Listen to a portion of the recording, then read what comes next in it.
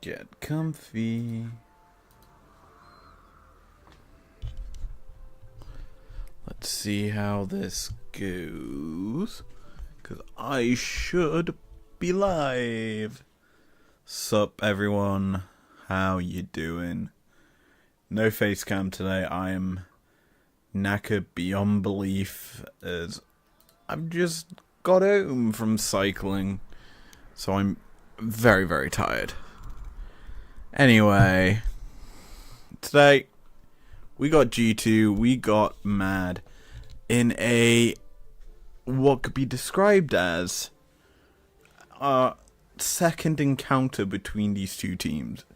We covered them during MSI when they faced off in the whatever it's called, playoff stage, I guess. And G2 won that.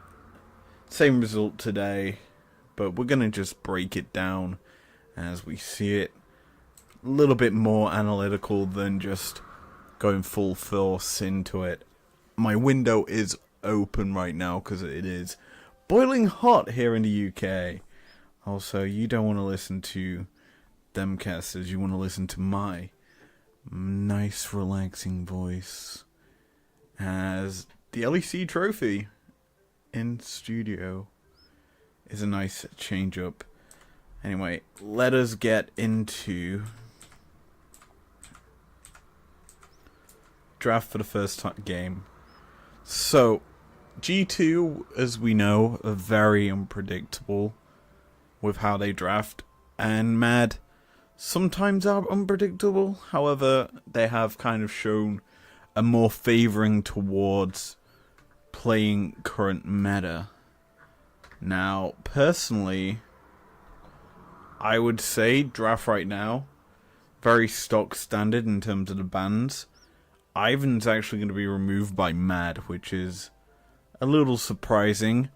I'd expect probably Mad to ban the Rel, as it just seems pretty OP, or G2 do it and remove the pick entirely from the field. But I know G2 are happy to flex that pick and probably would first pick it if it's left up and available. Instead, they're going to remove the Talia, something that Mad have shown themselves. I do believe it was Elioyo who piloted, or Fnatic did. One of the two. Regardless, it's a good pick overall for them. There's the Rel ban, kind of expected overall. This makes the start of draft a little bit unpredictable, but with Maokai making it through, obviously, it's a red side ban traditionally. Instead, Nico got added to the ban list instead. Clearly, no one likes playing against Caps' Nico. Something he's either memed on or decimated with. It's one of those sorts of picks. But Maokai gets picked up. He's going to provide a lot of control for G2 around the map. Whereas Sejuani, the counterpart, provides a bit more frontline in the team fight, as well as a little bit of engage in her own form and manner. They're also going to pair alongside it the Rakan, kind of a standard support pick. Surprised it came out this early, to be honest. Clearly, they kind of expected G2 maybe to go for a Zyra Rakan lane. However, G2 are just getting power pick after power pick as Tristana comes through.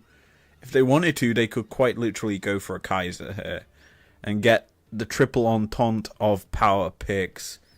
They are instead going to lock in the Kalista for Hansama, something we haven't seen him play in recent times. But if I remember going back to his Rogue days, he did manage to pull out that pick quite a bit alongside Vander and Trimby. Now, response from the Madlions is to go with the Azir, lock in a pick that can kind of match the early pressure that Tristana can want and try to get on the opponent.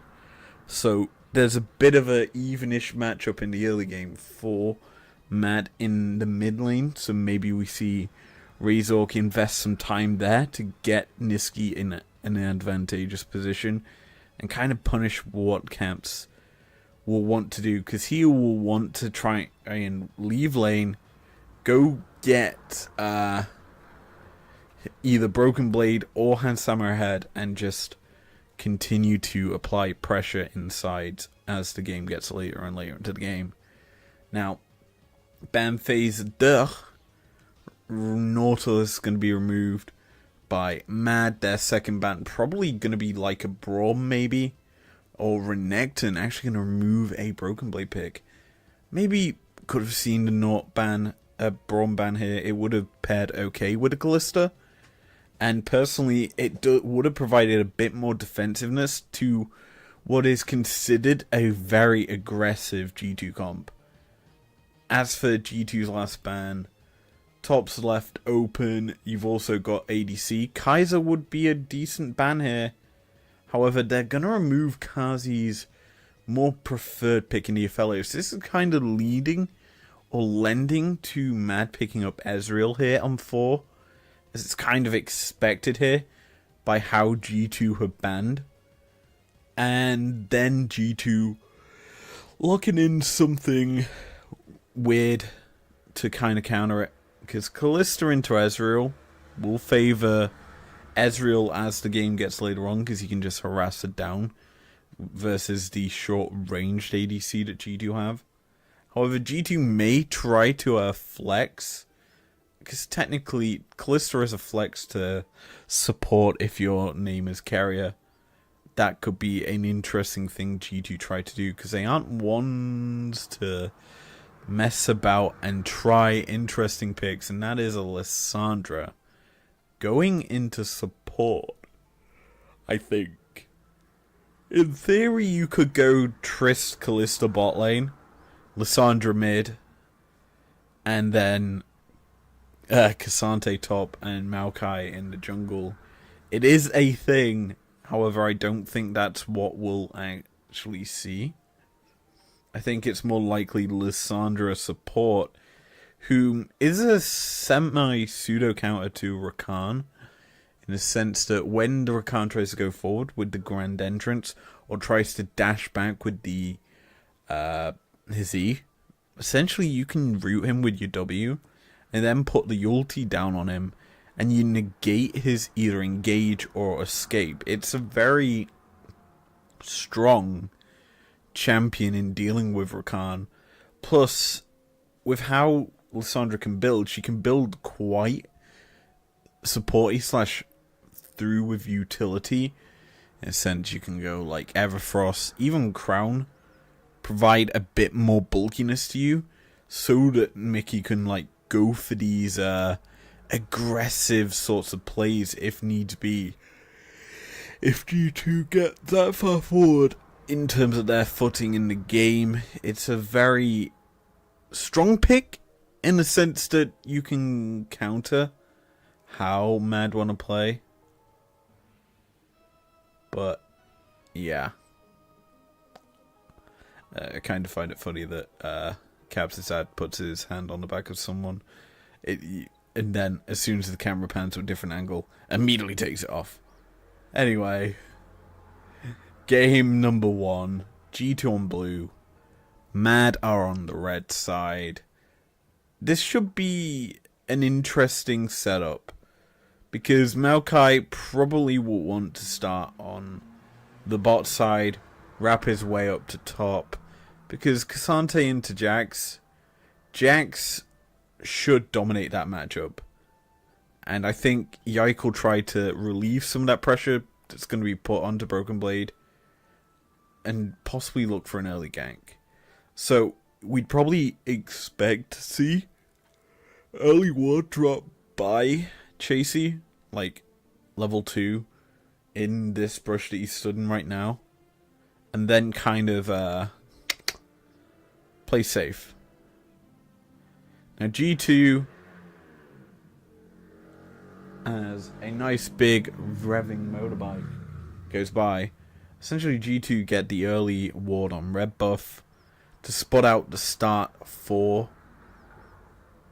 Elioya. Obviously, they did spot him up there. So G2 are fully aware of it. In fact, I do believe, yeah, they did sweep away the original ward here, did Mad.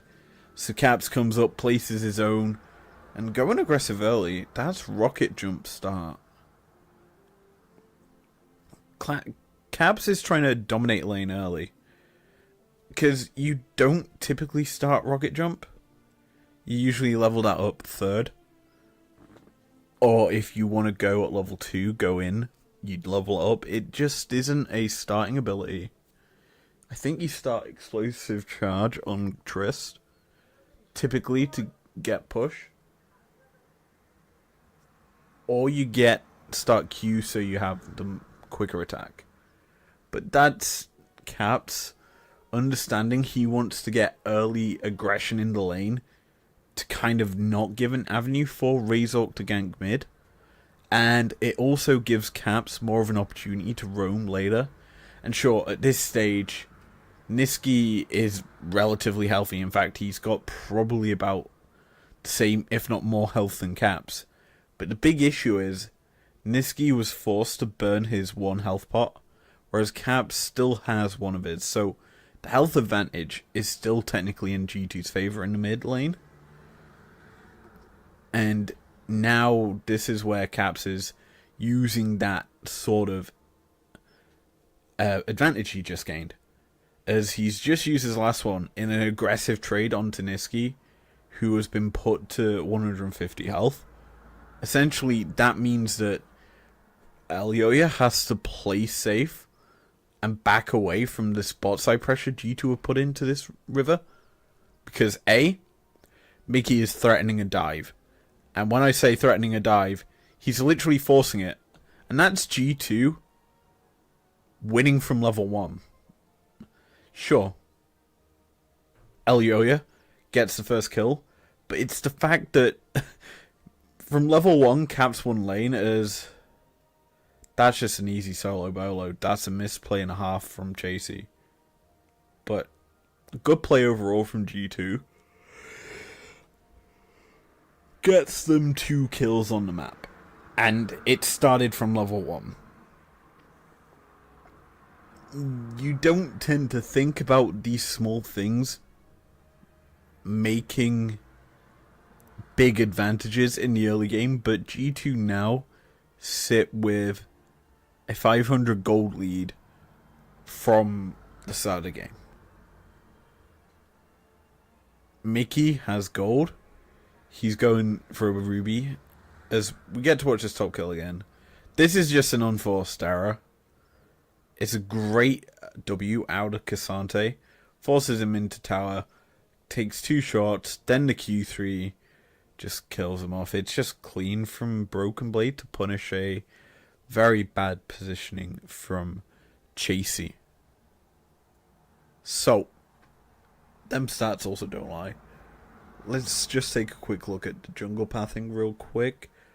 Yike, clearing out his blue side quadrant. So Yo-Yo's gonna start on the Drake pit, securing the vision around the objective.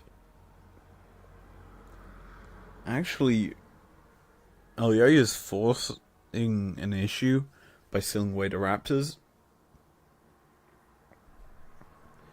In fact, they are defended. And Mickey, because he's hovering around here, keeping them busy, it allowed Yike to clear his top side, then rotate down to bot so he finally gets them. So essentially, while G2 technically didn't gain anything, they didn't lose anything in the process. And in fact, that was a more beneficial usage at the time than what Mad did. Because A, they didn't get any deep vision into G2's jungle, where you could have honestly have seen Hilly drop maybe a control ward down here on the red buff brush between Krugs and Red. Then maybe Because the chances of someone walking in that brush is very minimalistic. And while it doesn't offer too much, it does show you if the support starts to roam up behind the vision. I'm not sure if it catches junglers going over the wall, but it would be a way to kind of control positioning on the map. Now, Broken Blade, he's going to back away pretty easily. It's also Aftershock Lissandra, so this is definitely leading to Mickey playing an engage role rather than a full burst combo, as that's the Emperor's Divide, sliding Caps on the tower. Caps autoed a minion for his fleet footwork and didn't get the kill because of it. He would have definitely got it. W out of Broken Blade, tanks the second stun, all out, pulling Chasey on the tower.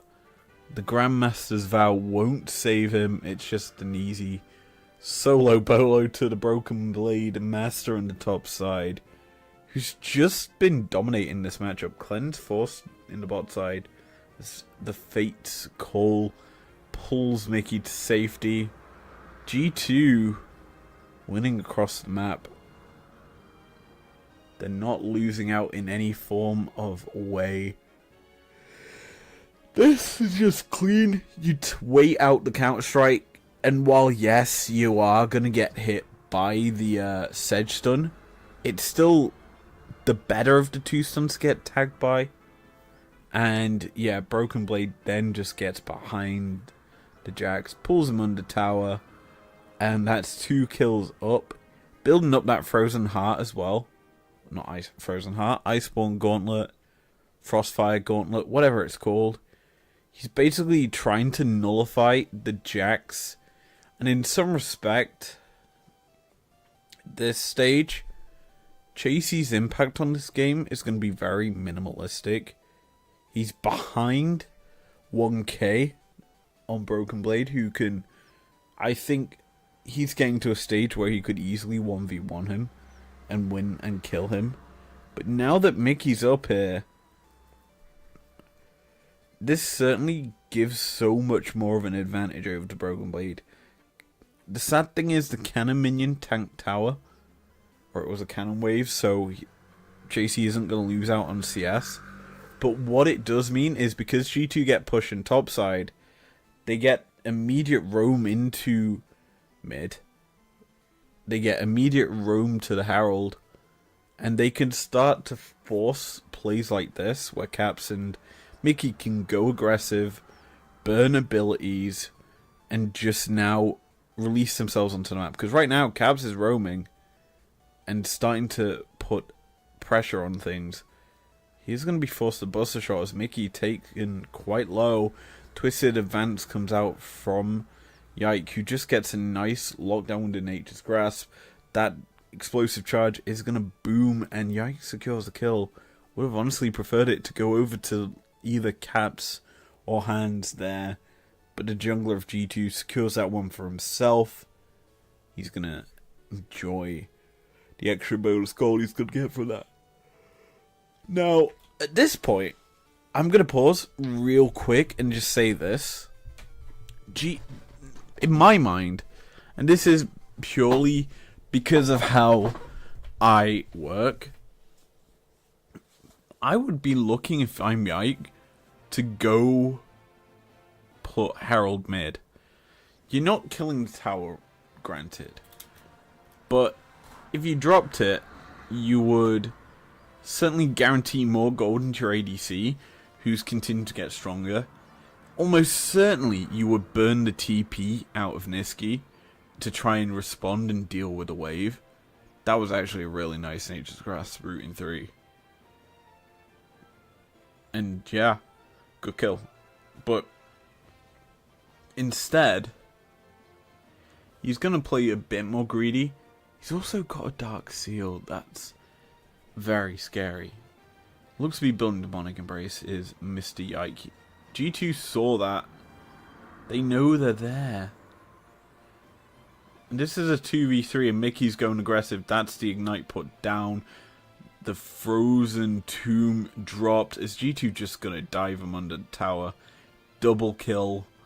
Two-hand Sama. I'm definitely thinking the kill previous shouldn't have gone to Caps. But it doesn't matter. G2 are getting gold leads in all 4-5 positions.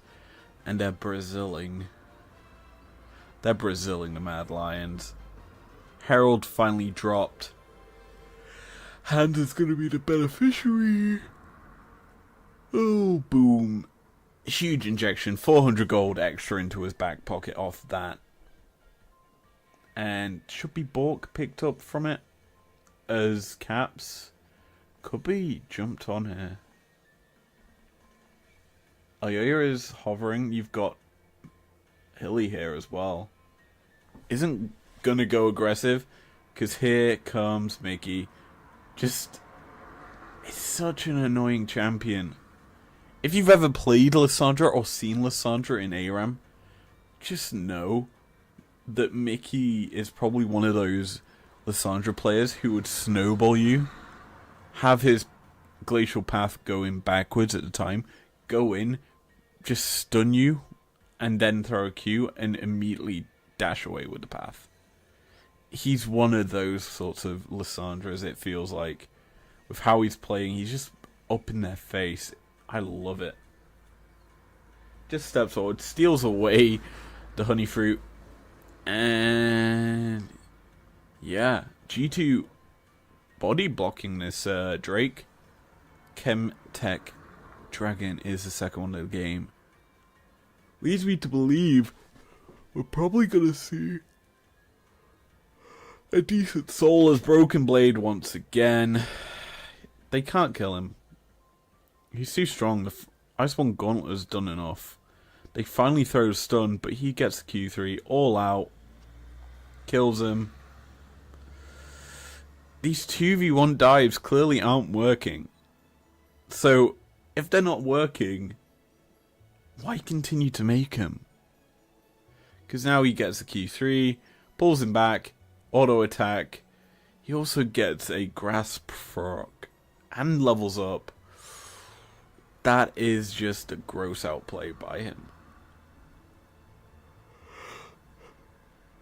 As Yike's going to be caught out, jumped on as the Empress Vi comes through, but Caps is flashing forward. He's got the explosive charge and executes off Niski. In fact, it's going to be Yike picking it up with the Demonic Embrace.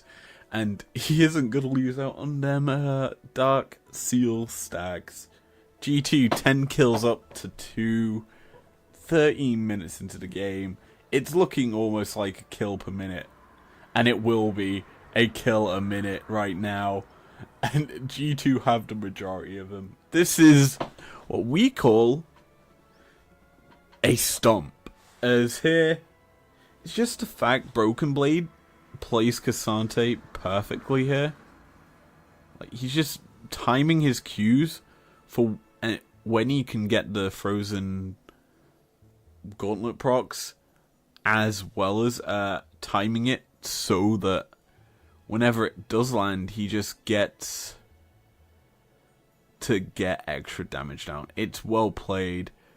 Boom, there's a grass proc, healing him up, all out as well. Broken Blade is a monster, 2.6k on his own. And I mean, Hans is 2.1k up on his opponent as well. It's looking like if we get Baron on the table, it's dying on spawn. And I apologize for my yawning. I am tired. Very tired. I've got... As I said, I've been cycling today. Got home in an hour of a cycle. It's not a straight cycle either. But we're seeing a play here as Hilly just gets caught out. Broken Blade unstoppable. And clearly G2 are looking unstoppable in this game. I've not been really given any sort of thing to break down because it's just been clinical picks one after another. Kazi is going to pick off Mickey, but the chase from Mad can't come through. G2 are that far ahead. You'd be running headfirst into a Callista who would just stack up her Ren stacks inside of you constantly as you try to chase her. Plus, there's a massive boot stiff between them. The chase would not have worked out at all for Mad, so they play it smart, back away, as G2 heads straight to the Herald. Minute 30 on the next Drake for them. That will be Soul Point as well. I dare say they'll go for that, because they're that far ahead. They're controlling the map. They control the objectives. They control this game. There's not really a avenue back if G2 play this correct for Mad. And with how G2 are, I don't think they'll give Mad that avenue anyway.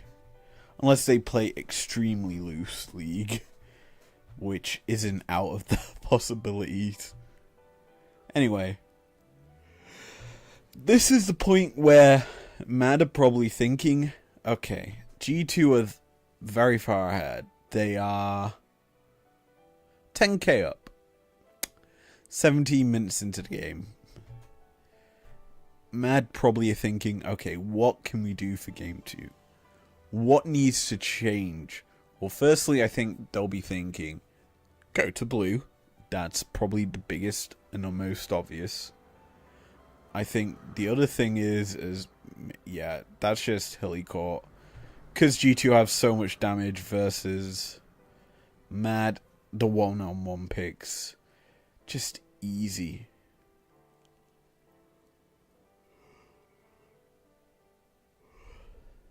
No ult for Mickey. He's just going to be the first casualty of this as Cleanse gets forced out from Kazi.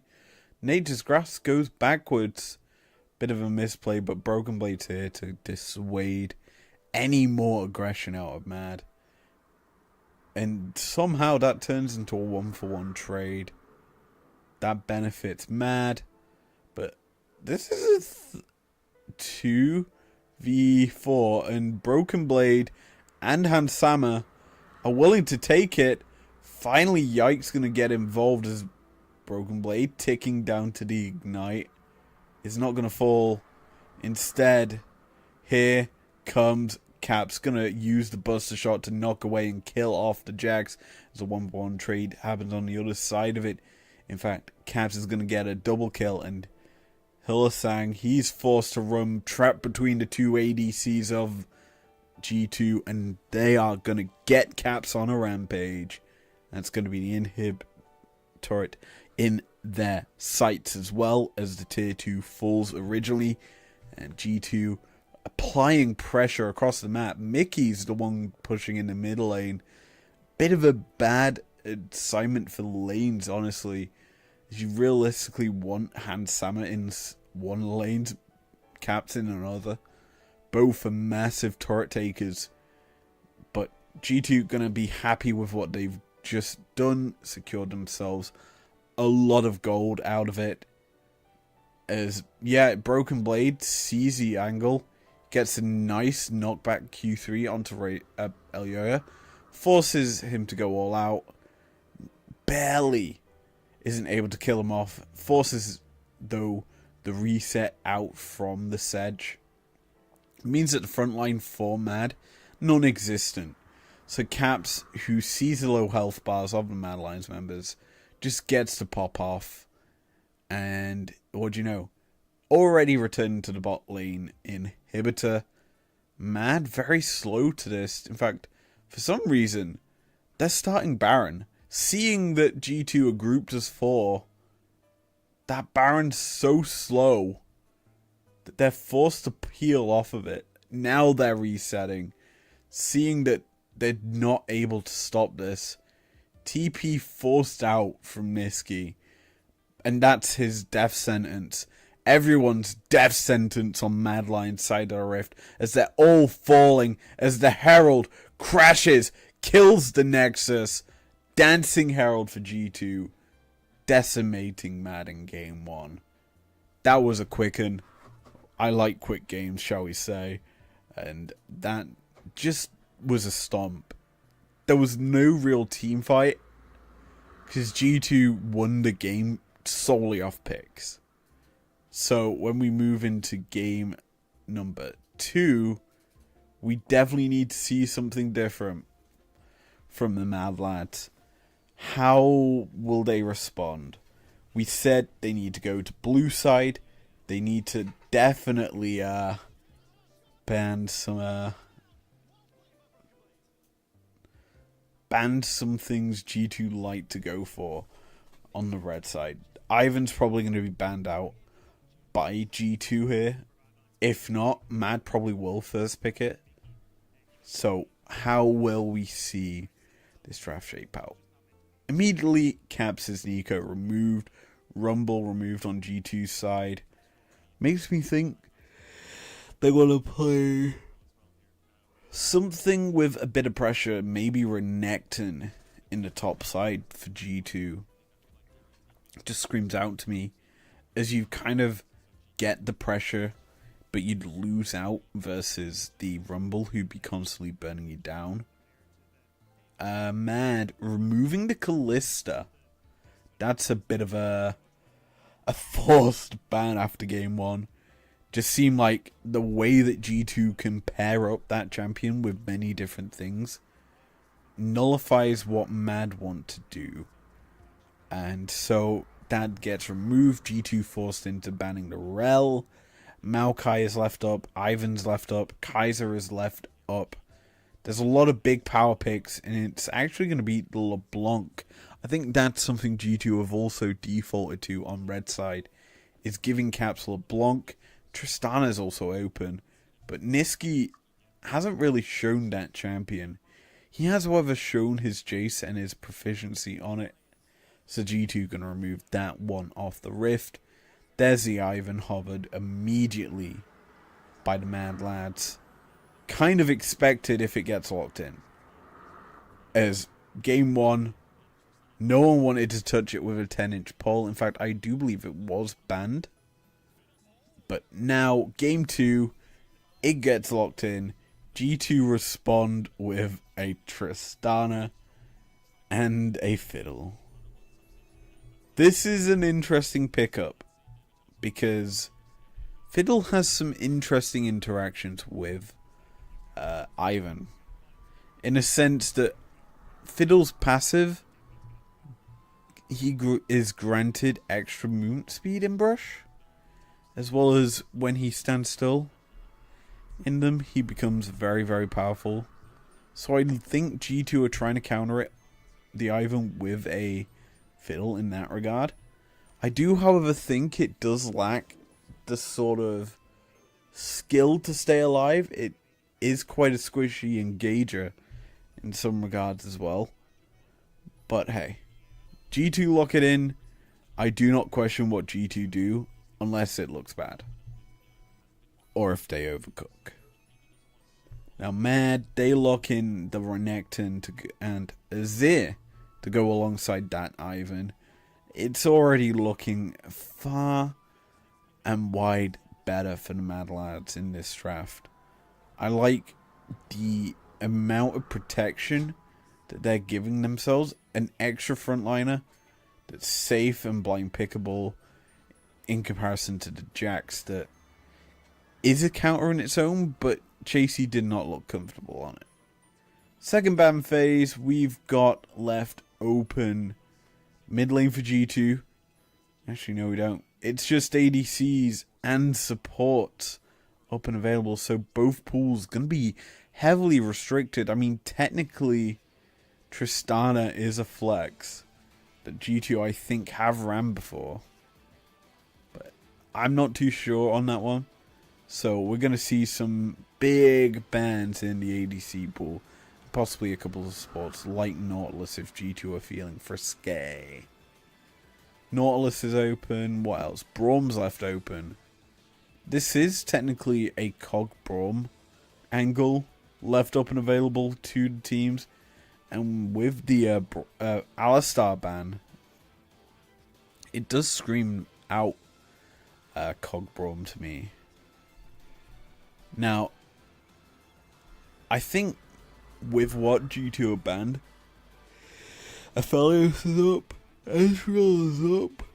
Will Mad maybe ban one of them picks? Because G2 couldn't honestly flex to it.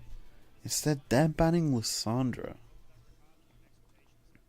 That seems a bit wild that they're banning that, considering they already banned a Kalista.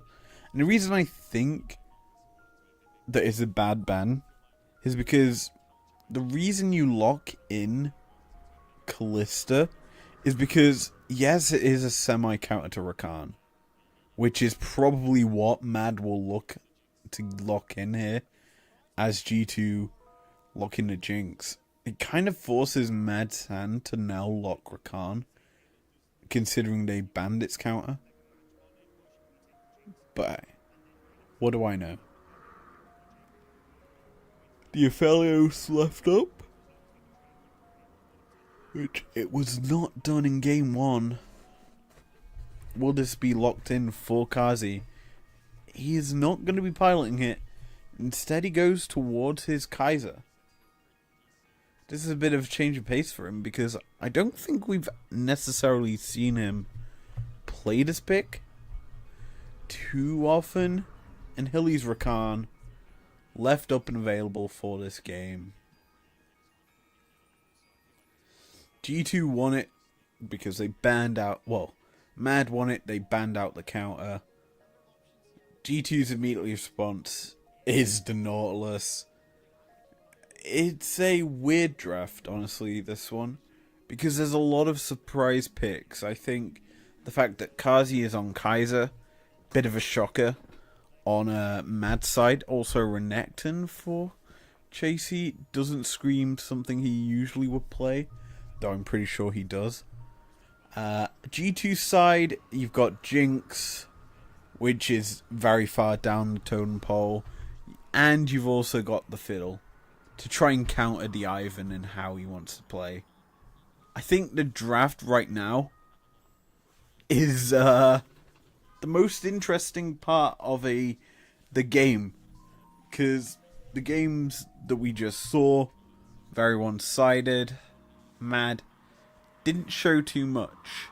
So this game, with a draft that lends towards the latter stages of the game, will we see G2 try to do exactly the same thing as game 1, punishing overcommits in lane, going for dives?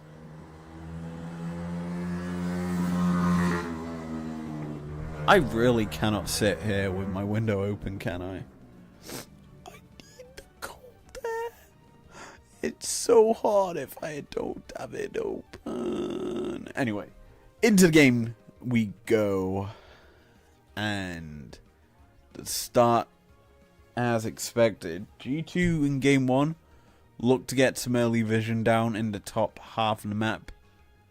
And they're kind of expecting Mad to do the same thing with Caps and Yike hovering around here.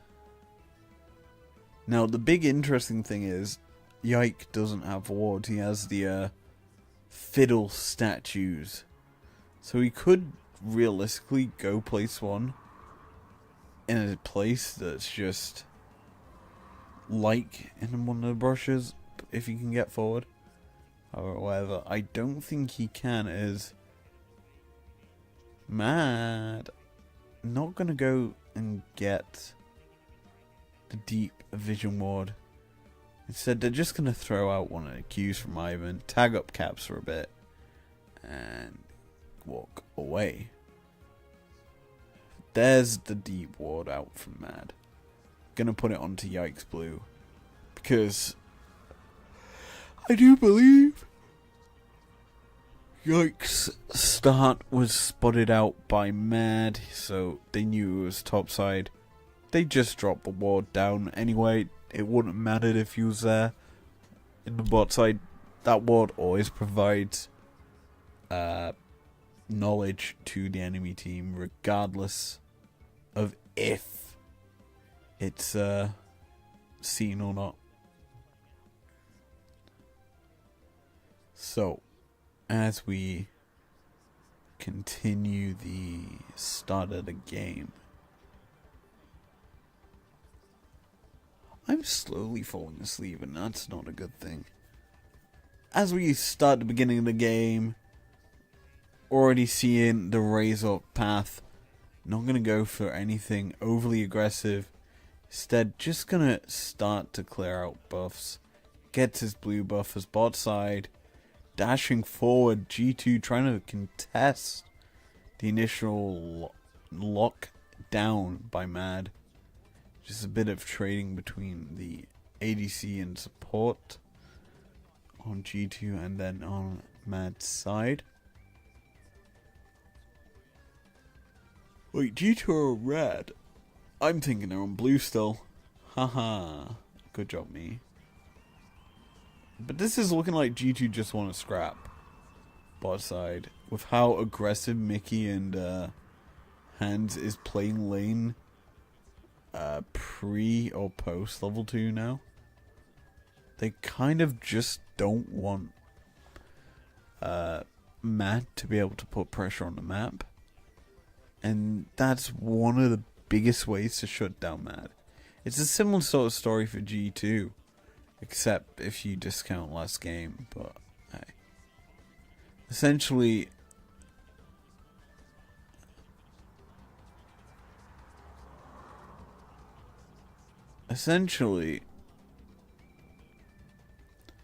the way this game is looking, with how the clears are going, with how lanes are starting to meld or form, mid's going as expected after game 1.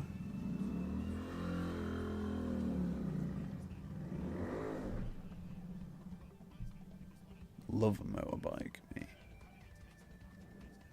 Great. Anyway.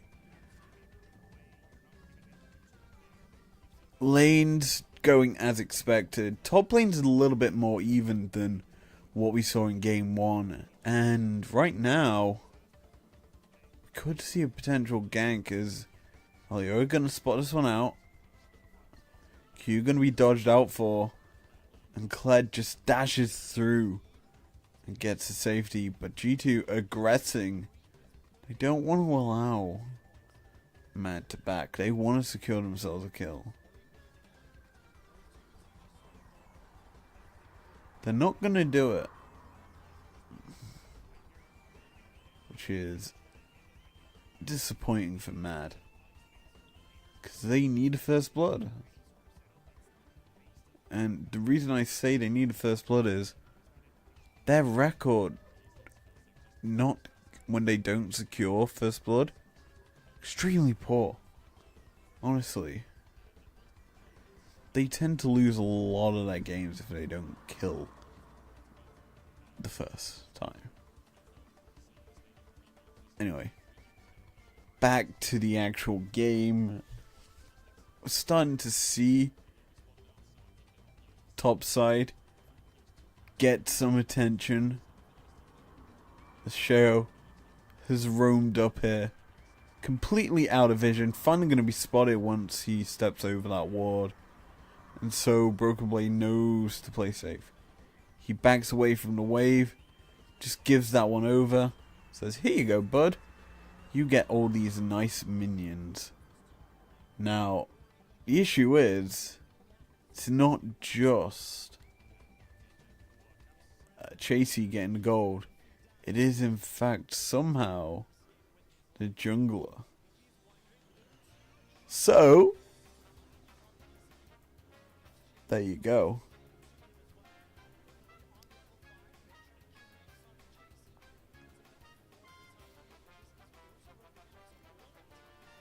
What am I on about? I think I'm in my own little world now. I'm that tired. Regardless, a pick could be coming out here from Mad. Diving on top of Mickey. He's got a little bit of mana left, so he can use his Q to get away. That's a bad back position. just being chased down, locked up into the air. First blood goes over to Chasey, who's gonna be the biggest benefactor after you think of how bad his game 1 went.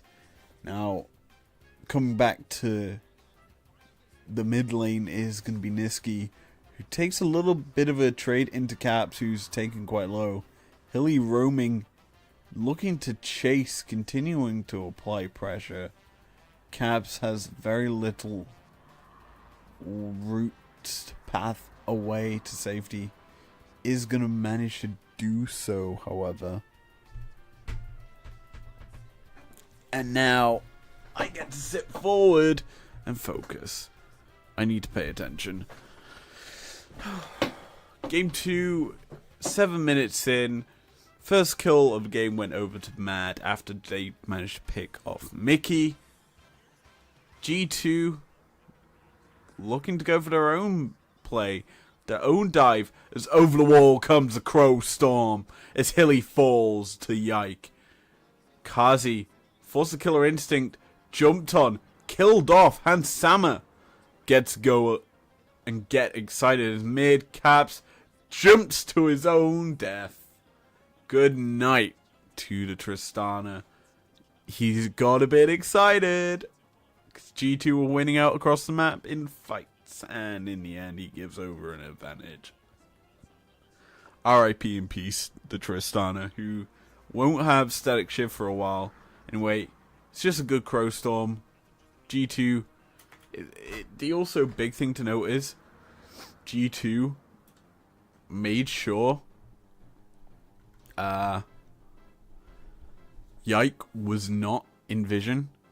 And while, yes, Matt did spot it out because, hey, Mr. Kazi was able to run away. What ended up happening was they managed to get 2 kills, of which they went onto the right people, with Hansama getting 1. Mid lane, I understand what Caps is going for.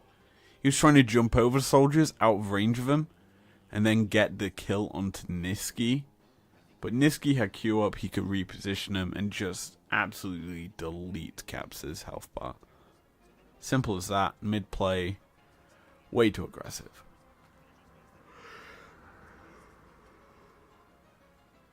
Now, 9 minutes in.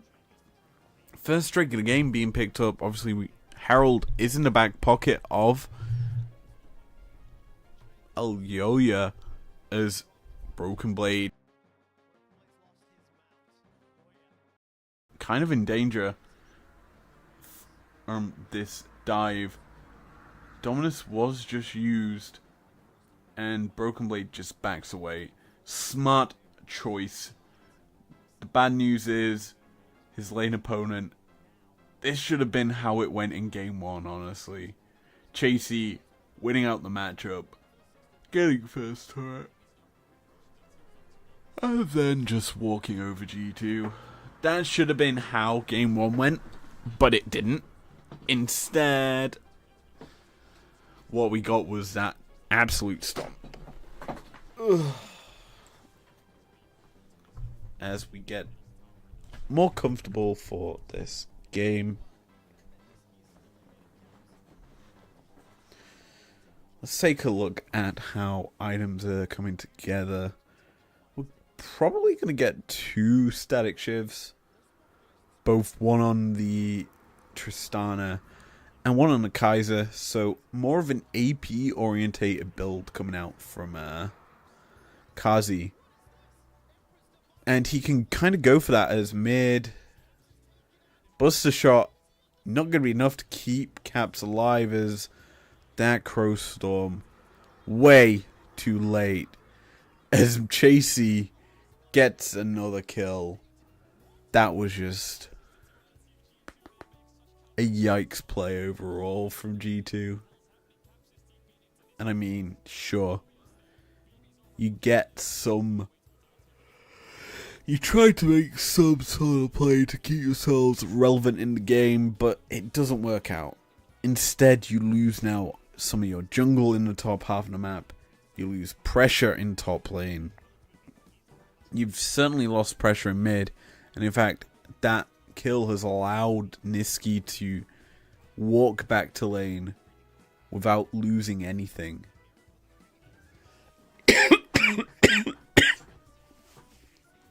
So, as we near, or start to near, the second Drake of the game for G2,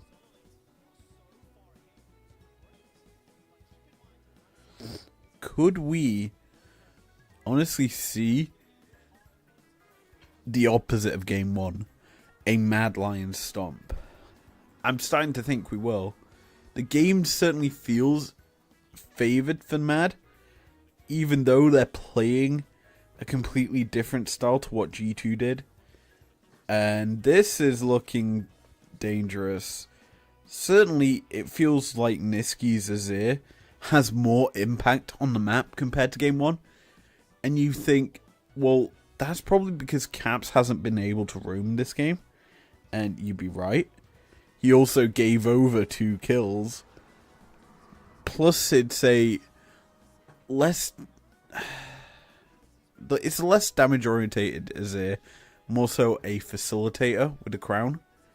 As the play comes through, Killer Instinct comes out. That's the first kill of the fight over to Madlions. They get the killing spree as they shut Caps down. As bot side, Q from the Ivan lands onto Mickey, and that's a double kill over to Chasey, who's finally having an impact in this series. Just an absolute bloodbath as the Emperor's Divide slides the fiddle into the loving arms of the Madlions as he gets chopped down by the Sand Soldiers. As Mad, they're up 7-2. This is reminiscent of game 1. They're starting to up the tempo 13 minutes into the game, and with turret plating starting to fall off, you kind of feel good about this Madlions team now. They're starting to feel powerful as Daisy does work. Forced to play. Great Q. Pulls Daisy back over the wall. And Mad just get to punish the Trist. Once Chasey's on top of you, the lockdown can come out from the Renekton, and you have no chance of escaping. That's exactly what happened to those 2 members. As here, it's just a great Emperor's Divide. It puts the Fiddle in a bad position. And while, yes, it forces tower tanking from Mad, they're able to do it and not really suffer any casualty. Now we see first items coming out across the board for the Mad Lads. Static Shiv in the back pocket of Kazi means waves will not be matched unless Caps is in the lane against him. That's the simplest way to word it. And Mad just are... They're handling G2 very easily in this game. They're starting to surmount pressure. And you then start to think, okay, what we were thinking in game 1 about G2, with their very quick win, needs to be said. Can Mad do the exact same thing? As they've already put pressure on the map. The big issue is G2 got first Drake, so they can't exactly stack them up. They can stack Heralds, as Mickey, forced to flash, gets rooted up by the Ivan Q. Daisy, this is the nuisance bit for G2 that have to deal with. That Ivan, the reason it wasn't allowed in game 1 is because of the fact that Daisy is such a menace on the map. She can just deny area. It's a similar story to the Maokai. In denying area purely because I have my rock monster. That's the word we'll go for to describe her. Stood there. Or Annie's sister, Kek W. If you know, you know. Anyway, bot lane tier 1 gonna fall. Niski just applying pressure to the side lanes. It's kind of what you want to see as Caps Cabs is stepping way too far forward here. Niski knows he's there. He's already called Hilly down. He gets him. He's trying to force that rocket jump away. And yeah, it doesn't result in a kill. It does, however, mean the wave gets forced. Like, it forces Caps to miss out on the wave. And G2 just get put behind even further. Now, what I will say is, Mad, honestly, don't have to worry too much about timer. The big issue for them is at this stage, if G2 get a flank, if G2 are able to secure vision behind Mad, it means that it allows for a play from Yike. And also Broken Blade as a certain TP position will be available. The surprise party is something Mad need to be constantly fearing. And while it is very unlikely we see a big ult out from Yike, who is kind of looking for it right now, it's still a worry and a threat from Mad. And so that's why we're seeing them only pushing slightly. They get a turret, then back up. They get a bit of a play as good buffer out from Caps there.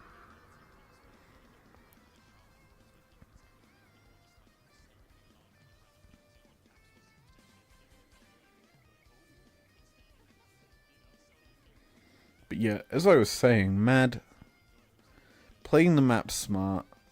They're not grouping, allowing ease of like an easy ult from Yike. They're just playing smart League of Legends. It's really all you can ask for them, isn't it? Smart League of Legends. I wish I was smart.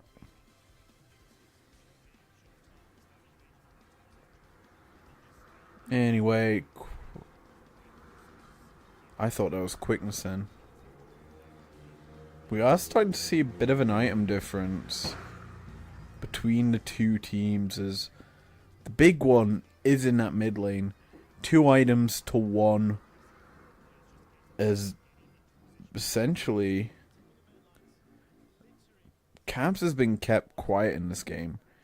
It kind of does have something to do with his over-aggressive play in the mid lane in early game, but like Mad just are able to put pressure here on the map.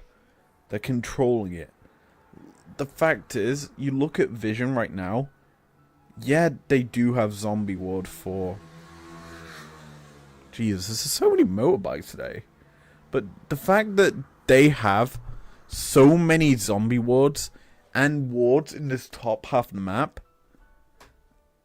how does Yike get a flank? There isn't an option. Also, have we seen Kleddle once this game? Broken Blade feels very much out of it, and it's a 3k gold lead over to Chasey because he's been joining up with his team. This feels so just disjointed in comparison to game 1. G2 aren't playing together. Now that we're at this point in the game, 20 minutes in, Kaiser has her upgraded W, so she's just going to be throwing out them every 3 or 4 seconds if they hit. Mad will struggle, well, G2 will struggle to deal with it. Now, the other big thing is, there's no sense of urgency for Mad this game to rush a Herald compared to how game 1 ended. So, without pressure, they just get to play a slower, more Madlions-esque game as they turn straight to the Drake. They do it in a simple and orderly structure. Take Drake means that there's no objective for G2 to grab on the other side of the map. You can then turn to Baron, start to bait that one out. You've got TPs on both G2's carries. you realistically want to be burning. With the fact that Caps is now showing bot side, we could quite honestly see Mad start to peel towards the objective in the top half of the map to force out summoners. Where is Broken Blade? He is... looks like getting almost jumped on by Mad. As here comes the collapse. Niski is here, targeted by the Kled. Immediately as the quickness comes through, forcing the flash out from Hans Sama. He's trying to get away as there goes the depth charge. The dredge line kills off Mickey X as Chasey is unstoppable. That Emperor's Divide drags Hans Sama into the arms of Elyoya. And this is just a slaughter in the top lane as Madlions do not lose anyone. That should be Baron. That should be firm grasps on this game. And what do you know? They're turning to it. They're burning it. Was that a flash? No one has Hex Flash. Who flashed? Was that Niski? It looked like someone but flash. Anyway. Baron secured for the Mad Lads. And this is looking like Chasey just getting caught out. Going too far. But G2 realise they're in a bad position as the rest of the matter here. So they ran and try and run away. They try to turn onto the Collapsy and Niski. He just pops his stopwatch, gets out scot-free. And so when Mickey tries to sack himself, the rest of G2 put themselves in a bad position. Honestly, a great buffer out from Caps to keep himself alive. But G2 just... they don't have it in them. The Baron now in Mad's hands. They're taking the victory march up the mid lane. They've got Static Shiv on the Kaiser, so the minions will die relatively quick. And here we go. Just damage being done. The base starting to fall. G2 going in. The Kledl will not tag anyone as the charge was unsuccessful. Kaiser starting to just rain down these voice seekers. Trying to tag up targets. There we go. There's another chunking out the Kled. Land another to win a prize. Is going to be able to do so as Nautilus is next casualty to the W. But it does not matter. They're just tickling G2. Forcing mistakes is what Mad are trying to do. As they take the tier 2 bot. They're starting to crash the wave in bot side as well into the inhib tower. Gonna secure that one is Niski. And G2 trying to synchronize the waves.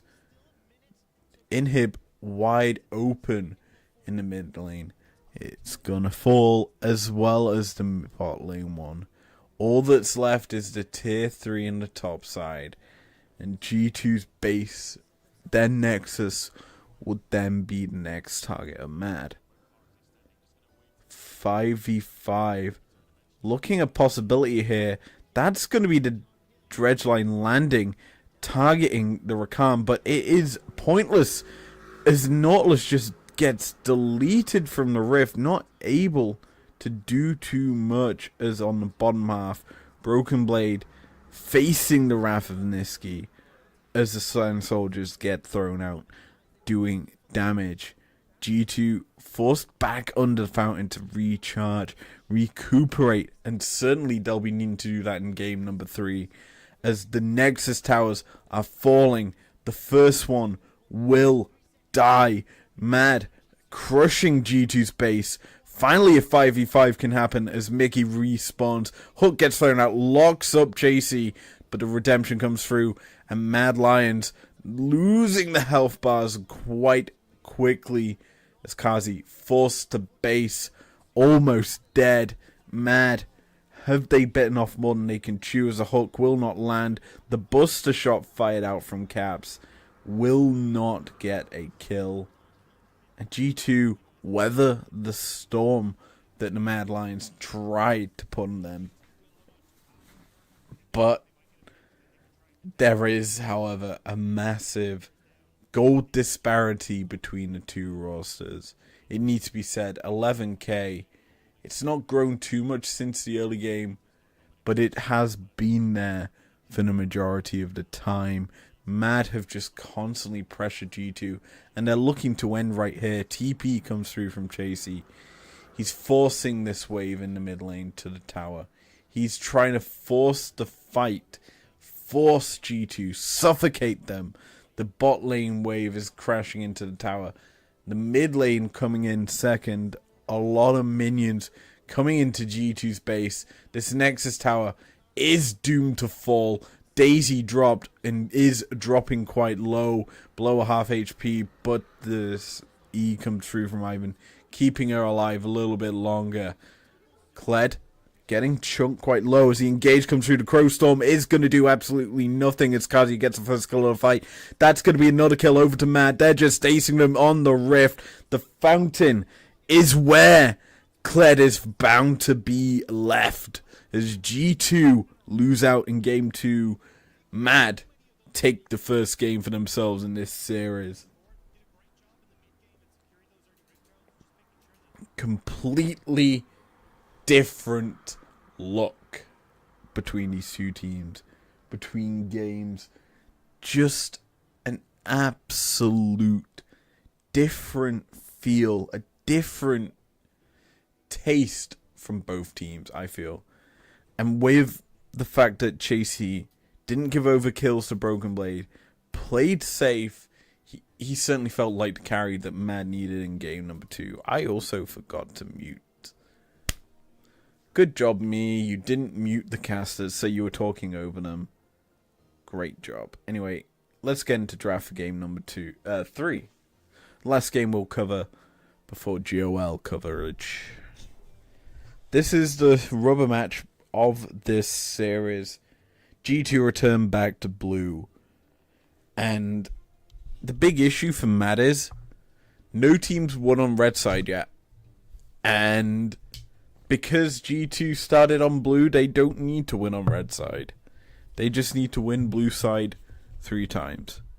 Simple as. That's the advantage of being the highest seed here in playoffs.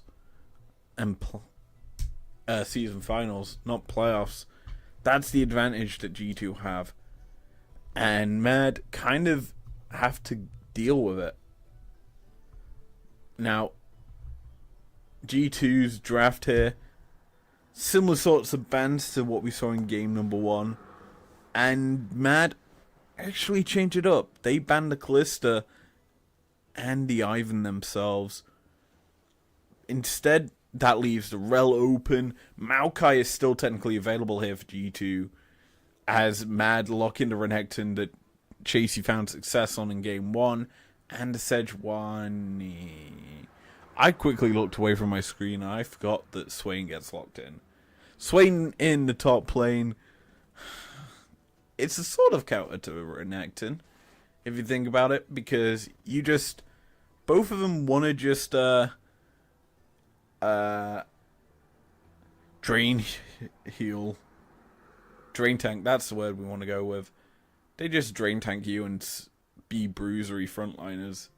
But let's be honest, Swain does it better because he just gains health. And Broken Blade will be a menace on that pick, as Tristana also going to be locked in for caps. He's played it 3 times now in the series, and clearly Mad are fine with him playing it. Obviously after game 2, blundering the pick into the Azir, which comes straight through back into Niski's hands after a very good performance in game number 2. We're seeing pretty much the same draft that Mad got in the second game, versus something new from G2. Second ban phase, we're going to start to see the ADCs banned out once again. Kaiser up and available, Aphelios up and available, Ezreal up and available. Support-wise, I think G2 might be banning out the Alistar as their second to last ban. But, in fact, Mad are going to ban out the Maokai, not allow that zone control pick that I don't think G2 would have gone to, honestly, with the fact that Swain comes through here.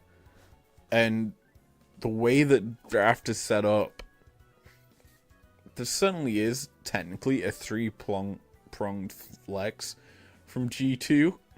I like it because Swain is a support. It's also flexible into mid. Trist is a flex pick between ADC and mid. You've also then got the Rel flex between support and jungle. So G2 have a lot of different flexible lock-ins here.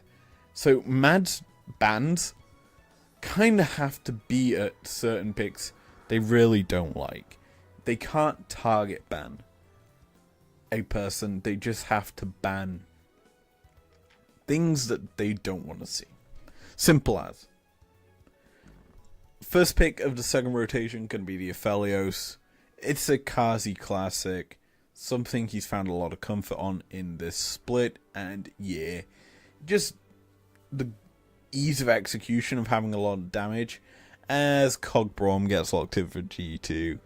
You know the combo. I don't need to explain it right now. We've covered it before. But essentially, Cog has so much range. He's a hyper carry. A glass cannon of sorts. Past level 16, he's just a menace. As for the Brom, it's just the safety that Cog needs. It also gives the stun option when he lands an auto. And I'm going to be honest. I'm going to come off script here as Zillion gets locked in for Hilly. Coming off script, essentially, Broken Blade. I want to talk about Mickey's Braum quite a bit in this game. Because there's certain elements where it's like, what is he doing? But it's easier to explain it as it happens. And I think they don't really touch on it in the cast itself. But hey, I'll do my best to cover it as and when it happens. Even though I'm on the verge of going to sleep. So, as we load into the rift, G2 back on blue, Mad on red. We've got different junglers as the Rel and the Sedge are on either side. We'll probably see the same sort of pathing from them as we've seen throughout the series. Start red buff, work your way to the other side of the rift, and just absolutely punish how the other team want to play. That's kind of the expected outcome of the junglers for this game, because, let's be honest, the team that gets ahead early dictates the game and dictates the advantage. That's been the story of this series. Game 1, G2 got the early lead and held it and did not allow Mad and step in. Mad in Game 2 got a lead, got control, got the game win. Now, this setup early, we're seeing G2 go for a 5-stack in the spawn brush. Ward put down. They're going to be spotted as they rotate in. Mad. Going to be aware of it. And in fact, because Mickey started sweeper, spots the ward, that's going to be an early level 2 for possibly, I believe Hans got a hit on it. And so did Caps. So that should be level 2 off the first wave for both of them. Of note, Mad got a couple wards down. Obviously, both covering entrances into their jungle. They're not gonna go adventurous, dropping wards in G2's red pit or blue. They are just, however, gonna get the necessarily what I would call scuttle checkers. Essentially a ward there to track if the jungle is on that scuttle. It also stops advancements into the enemy side of the rift, which Yike has done quite a bit. And in fact, he is doing. Gonna catch out Elioya here. both level 2, but Alioya is lower. And so, relatively speaking, could be punished as it's actually going to be Yike. Forced to disengage first. Steps foot back into the river though. And G2 are looking to set up a dive. Both members are mad. In a bit of a sticky situation. But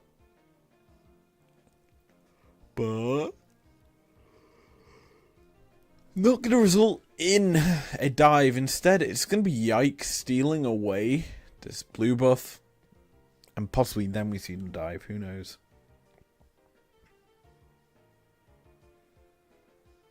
Q not going to land for Mickey. Alerts the Madlions to his position. Means Hans has to play slightly safer. Get some good dodges out. And as a whole, just maintains his slight advantage he's got for himself. It's not a massive thing. It's not really anything. But the Rel's here looking to make it a big thing. There's a dive going to come through. Great flash out from Kazi. Keeps him alive. A lot of summoners burnt here. As that's going to be first blood over to Mad. Make it 2 kills to 1. As Kazi gets both of them. That's a poor dive from G2. Completely not able to balance or juggle the turret aggro. Is always a big killer. Always a big killer. Because that means you don't get to live. So yeah, Mickey tanks the tower. He gets rooted up by the Grav. Then that's 3 turret shots, 4 turret shots to kill off the first kill on the Braum. And then the 5th just denies the life of the Cogmore. And I think G2 would have been happy for a 1-for-1 trade, even though they have given over first blood. But here, the fact Braum just gave over a kill. Similar story to what Cogmore did. You definitely have to start to feel worried after game number 1, where G2 decimated Mad. You kind of expected them to return to that form. However, Mad, slowly but surely, it looks like they're ramping up in this series.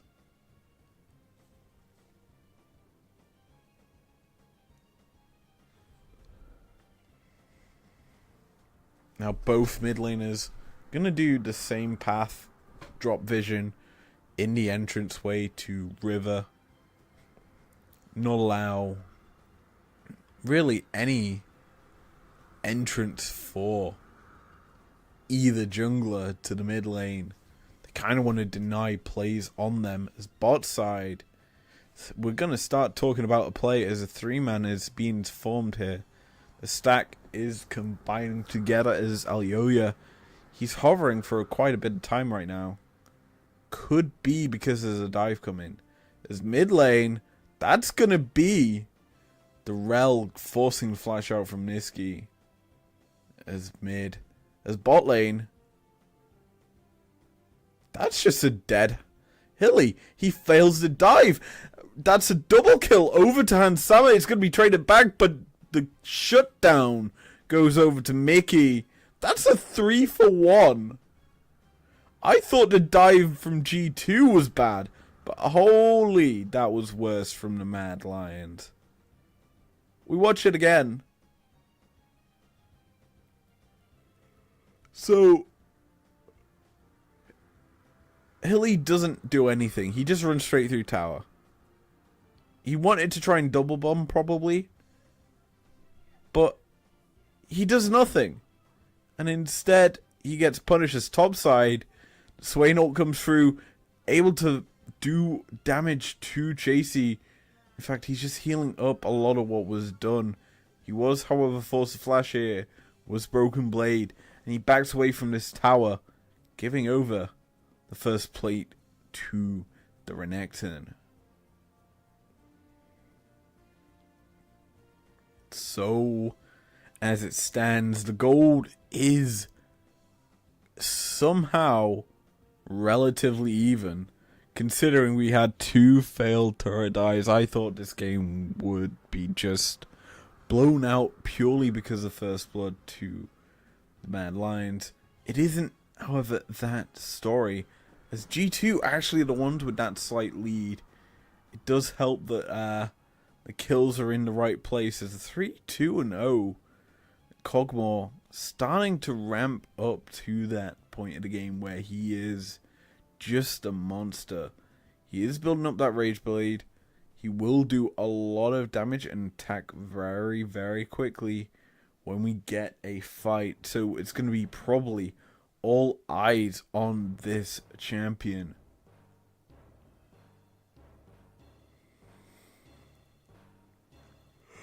So. Let's slow it down so my little brain can handle it. Both Herald and Drake are on the table here. Should probably start to see a trade between objectives. G2 are on the top side of the map, so they could look for that one.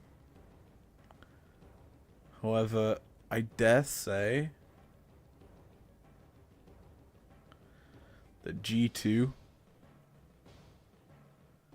will have a slight advantage right now. And the reason I think they do is the fact that Swain has infinite scaling. You've got a Tristana with decent scale.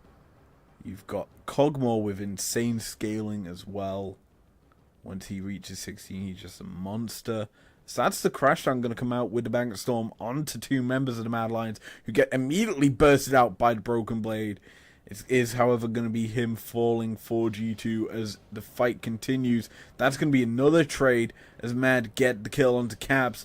Chasey is starting to come online in this game. And it's going to result in a 2-for-1 trade as G2 just get deleted across the Rift Herald.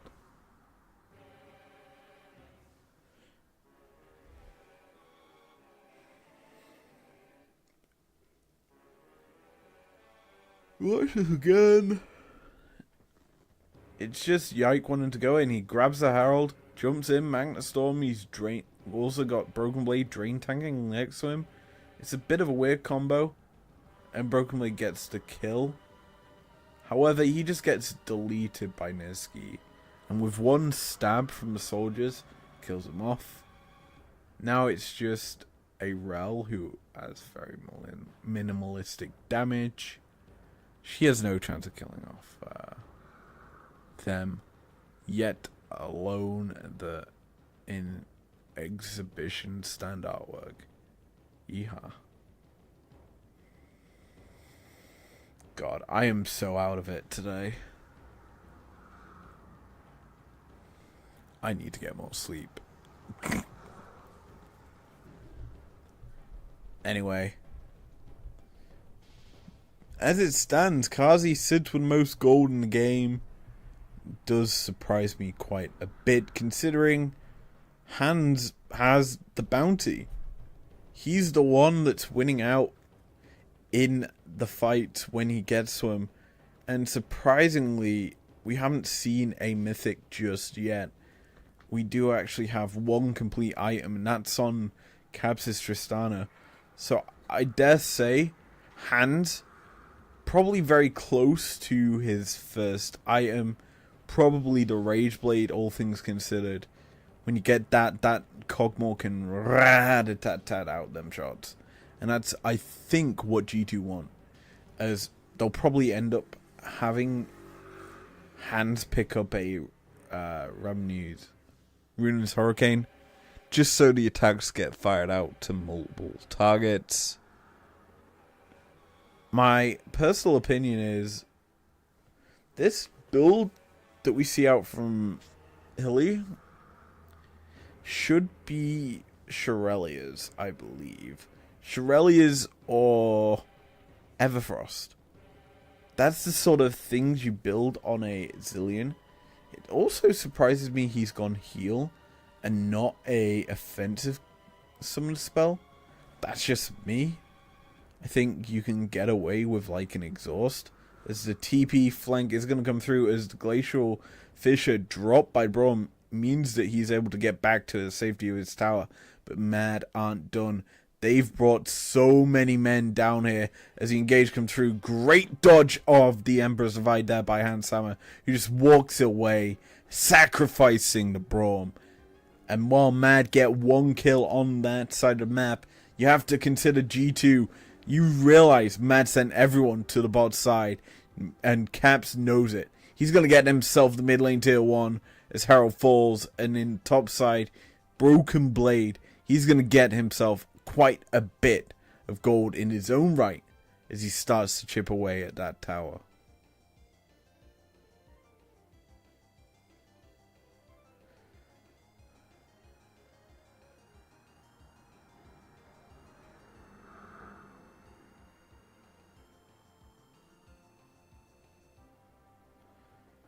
So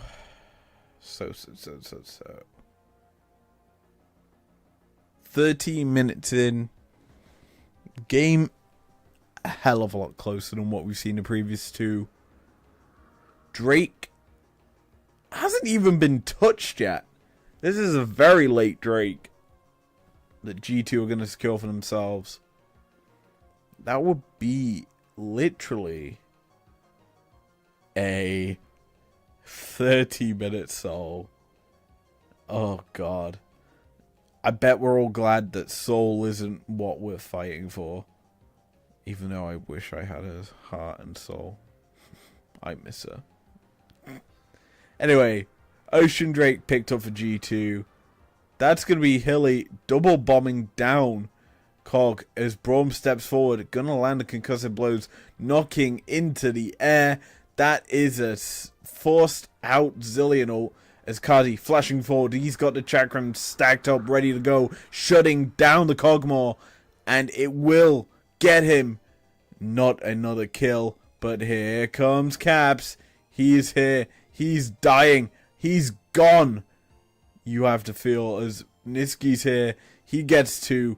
Kazi gets one of them. The Emperor's Divide secures the third. That's a double kill over to the Azir. Mad win out in the bot lane with a massive fight. And when we get a replay, we got to keep our eyes on Kazi. Clearly the star of this fight. He gets so many chakrams in such a small amount of time. As top side. Oh hey. Broken Blade pops ult. Pops W. Heals. Heals. Heals. Heals. Heals. Heals. Flash. Boop. Just autos down the Renekton. That's an easy first kill. Here we've just see a great pick from G2 locking down the enemy frontliner. As we return to live, Mickey needs to jump. Gonna get body blocked. He's dead. Good night, Braum. No escape from that one. He didn't even have flash. So back to the fountain you go, Mr. Bromikins. And back on the rift go Mad as they start up Herald for themselves.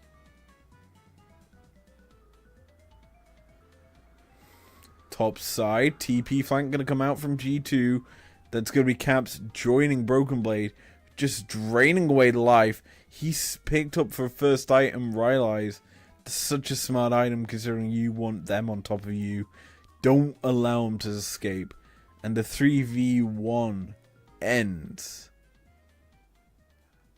in a kill to G2.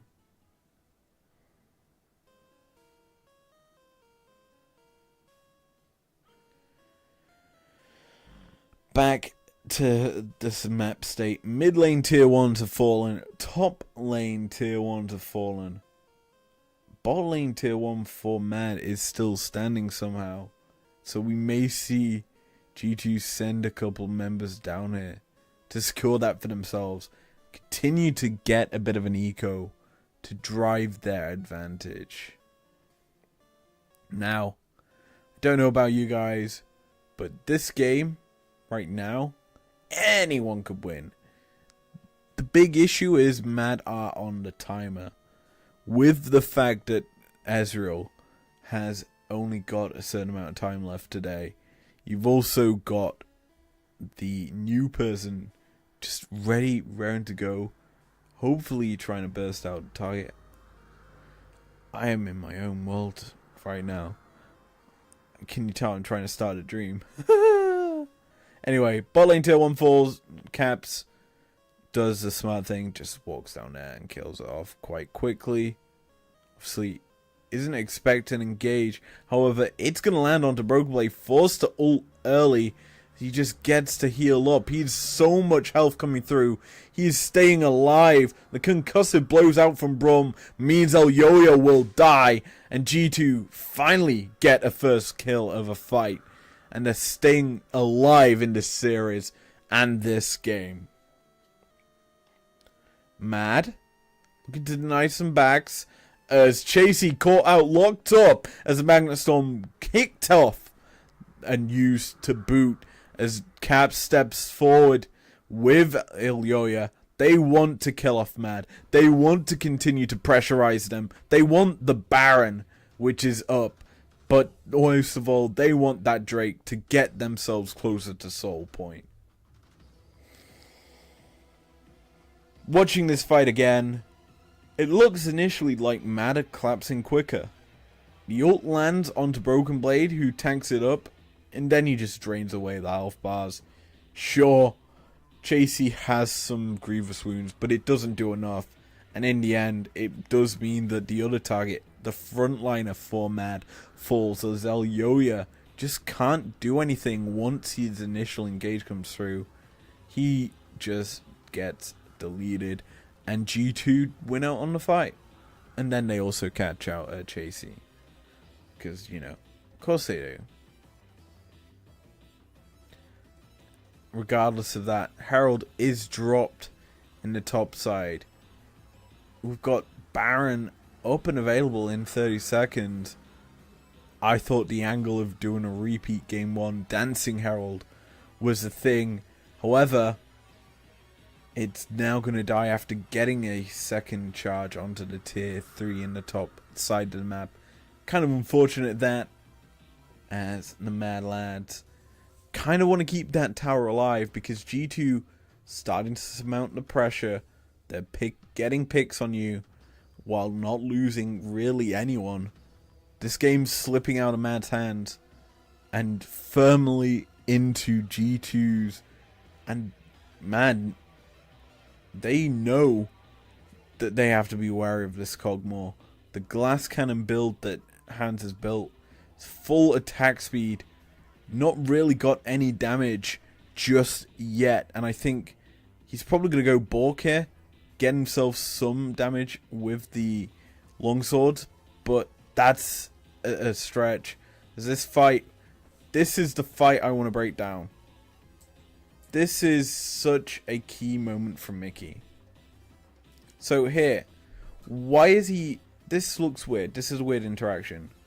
He's sort of stutter stepping. He drops his shield to kind of mean so that he isn't taking as much damage from Kazi. His ult misses. And he's like, I kind of have to peel back here. Kind of go back to my ADC and stay on top of him. But then he realizes, I need to ward out Kazi once. Then that means that the concussive blow stacks can be applied. So he just steps forward, sacks himself. Concussive blow stack 1 has been applied. Now Hans is able to lock him down, stun him. He's also got Rage Blade Nina, remind you, so the more attacks he lands, the better the attack speed is this Cogmore. So he gets to start roughing and toughing. Niski goes in on top of him, but this is a fully Rage Bladed up Cogmore. And while, sure, you chase him and kill him off, you have just flashed. You've just slid and glid. You have no escape tools. And so G2, who are kind of dealing with Kazi, they are going to get the res off. But here, you got Caps killing off Niski. It's just an easy kill because all the sums out on Niski are gone. On the top half, you got Kazi in status thanks to Zil. The Chrono Break comes through. Chrono Shift, whatever. Oyoya is slowly dying. The big thing, though, for G2 is Rel is a frontliner and built tank. Well, right now she's on 10 health. She's going to die in literally a second. Boom.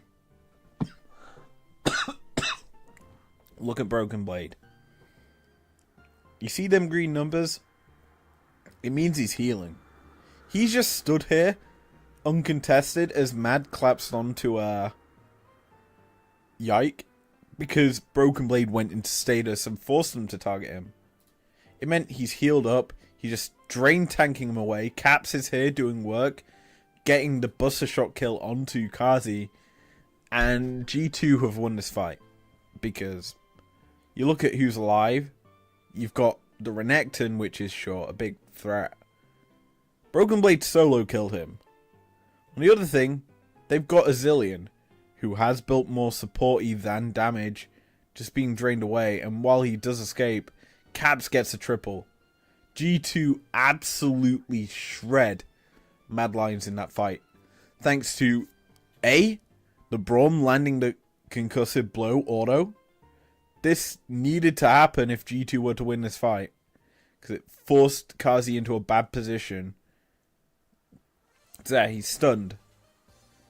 That allowed G2 to collapse in, burn his flash with the crash down, and then ult put on top of him.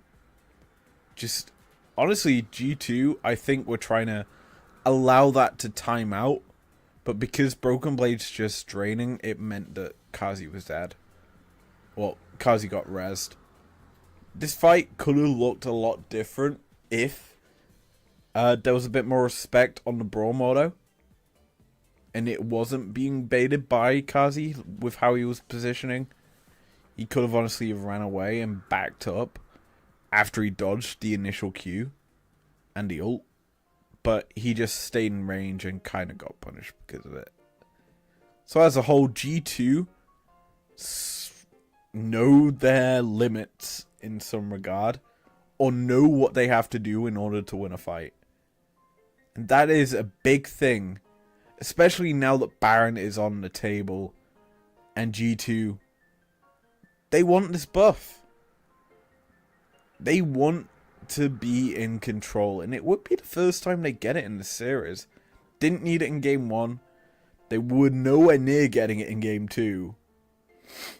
Game 3, you have to expect them to go for it. And I personally think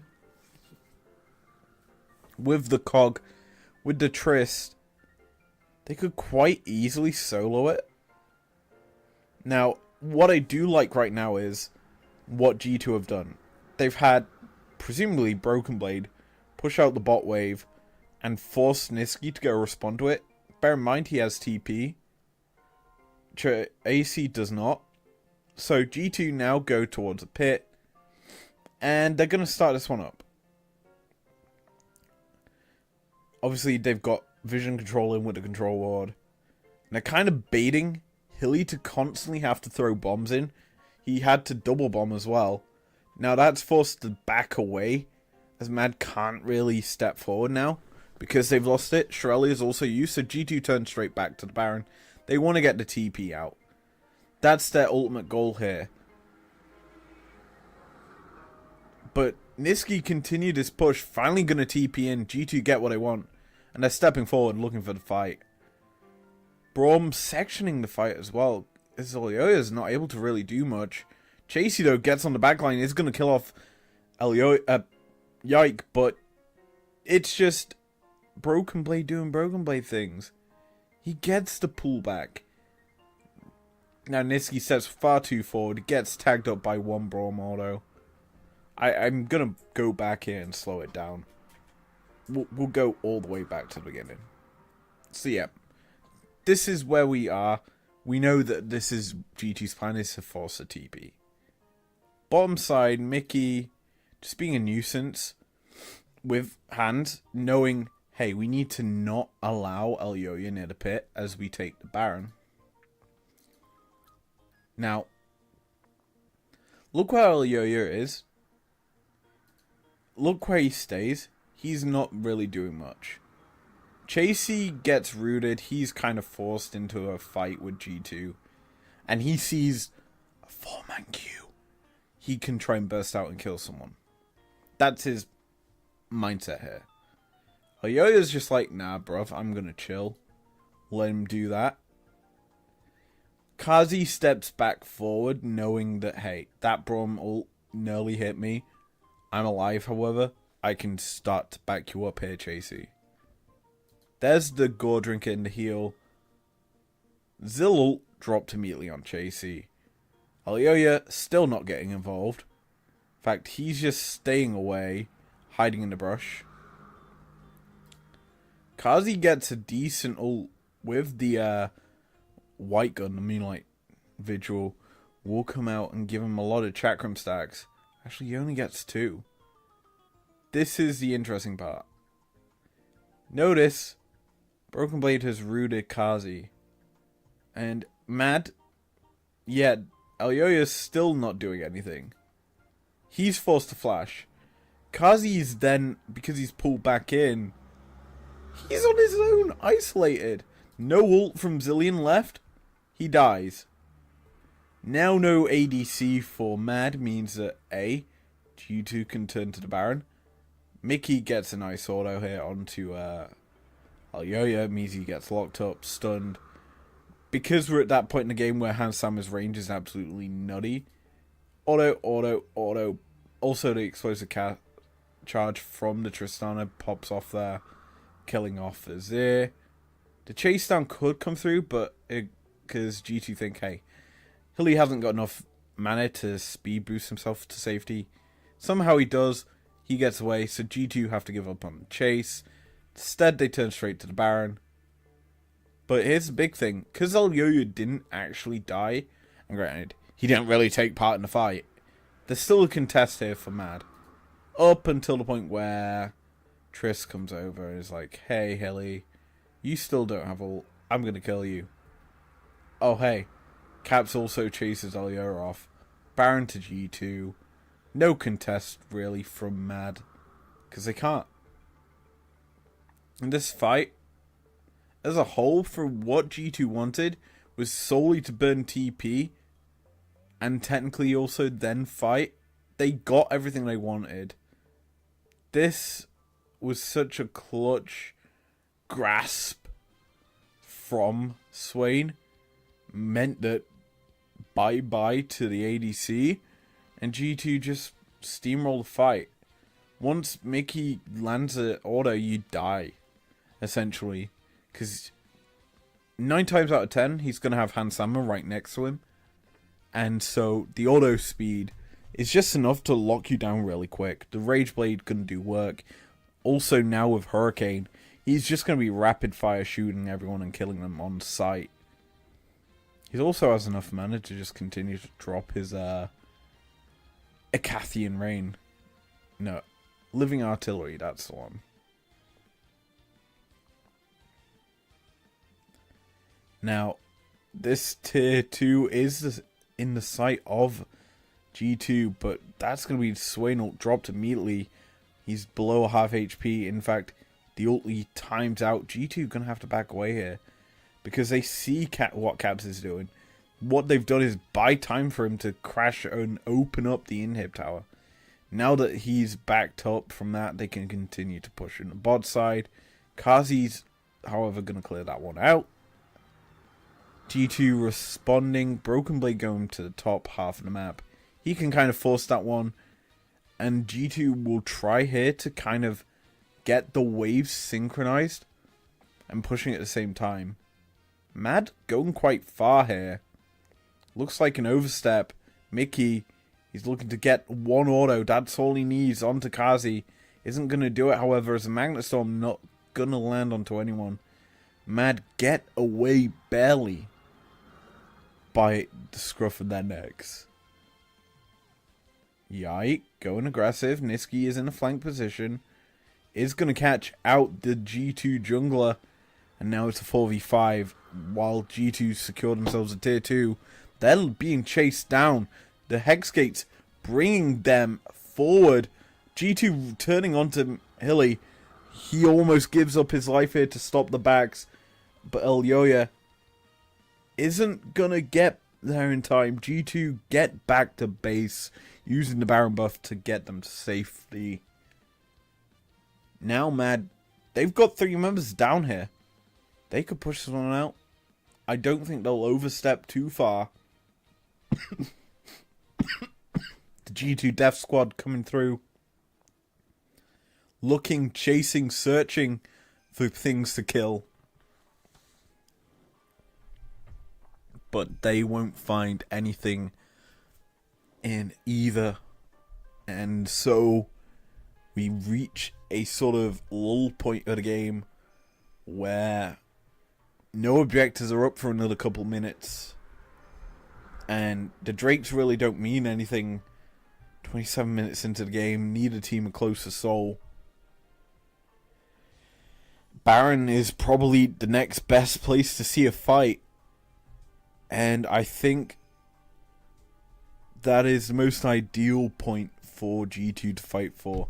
The double ADC setup they've got, they can control and kill objectives quite quickly. And Mad can't really respond to the speed. And they're just waltzing into their jungle. The Rylai stack lands. Kazi forces the Gale Force to keep himself alive as topside.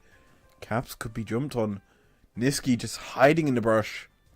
Trying to get someone on G2 who oversteps. But G2 aren't giving the opportunity to, Mad. They're playing it safe. They're playing it smart. As Mickey, he could have overstepped there. That's going to be Shirelia's popped from Madlions. As the Sigil thrown out, tags onto Broken Blade. But it's barely a chip off his shoulder. The damage isn't going to be too much. Mickey is, however, bearing the worst of it. As Drake up in a minute's time. G2 going to back away here. Spend some hard-earned gold that they've got for themselves. And also get themselves in a position with vision. They can kind of do a weird setup here where they get double vision areas of control. Because I dare say no one can match up to Broken Blade. And if Yike is guarding hands and caps, they can step up and secure vision around Baron. As well as Mickey there. Essentially, G2 can control the Rift with vision. And Mad can't exactly do too much. And the big thing to note is G2 have got TP wards. They've got flank wards set up in Mad's jungle that haven't been cleared out yet. Mad need to play this one smart. Niski has got TP, so he can go respond to pushes, especially the one that's coming in the bot lane. Baron is up in 6 seconds. Both teams want this objective. Mad have control of the river right now. They are starting to seed it as the mid wave comes through. That's going to be the dash forward from Braum. Putting damage down. The Glacial Fissure lands. That's the Magnet Storm pulling in Elyoya, but nothing else. The Inferno Moonlight Vigil will not kill off G2. Instead, Triss is going aggressive. That is Cabs getting a double kill. No more Zillion ult left up. Means that these targets will die in one shot. It means no revive. It means G2 get to push for the base. And Mad, they are out of this. Niski on the wrong side of the rift. He's forced to dash away. He's not going to be able to protect his base. As that is going to be a shutdown as the ADCs trade their lives. As Niski finally caught onto. He is locked in place. G2 secure another kill as Caps is ending the game. The base is being destroyed. No hope for Mad as G2 are getting themselves to match point as Caps is just rapid fire shots into the fountain. Hilly-san gonna fall. And that's game number 3 in the books. That game took time. It certainly felt a lot closer in some regards up until a point where G2 just decide to take this game into their own hands. Let's just go into game number 4. We'll look on GOL, and you know me. You know, I'm gonna actually just say it right now. Game 4, last game of the series. G2 came in with a plan. They came in with some split push threat, with the fact you've got the hull breaker, Yone.